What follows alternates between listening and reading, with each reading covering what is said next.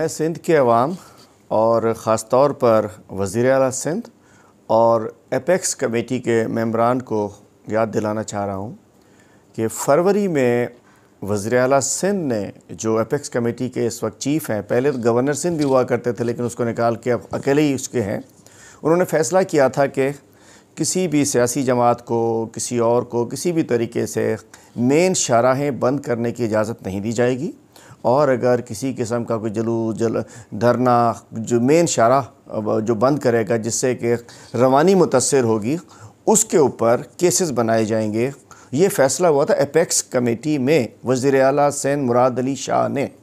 और इसका सबसे पहला उन्होंने अमल, लगता था कि मेरे लिए बनाया फ़ैसला किया गया था कि उसके कुछ दिन बाद जब हम एक थाने पे गए जो इत्तफाक से थाना सुपर हाईवे के ऊपर था, वहाँ एक झूठा केस बना के इल्ज़ाम लगा के कि हमने कोई रोड बंद कर दिया, सिंध हुकूमत ने मेरे ऊपर केस बना दिया। ठीक है जी, एपेक्स कमेटी का फ़ैसला था, एपेक्स कमेटी के चीफ़ वज़ीर आला सिंध हैं। मैं पूछना चाहता हूँ वज़ीर आला साहब आपसे, आज से कोई 20-25 दिन पहले हैदराबाद में 5 घंटे बाईपास आपने ब्लॉक रखा, आपके पीपल्स पार्टी के लोगों ने, आपकी पार्टी ने, हुकूमती पार्टी ने,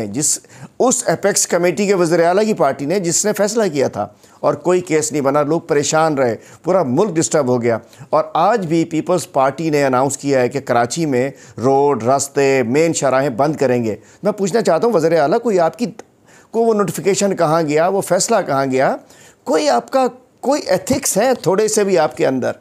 कोई अखलाकियात हैं, हुकूमती अखलाकियात, सियासी अखलाकियात, कोई थोड़ी सी?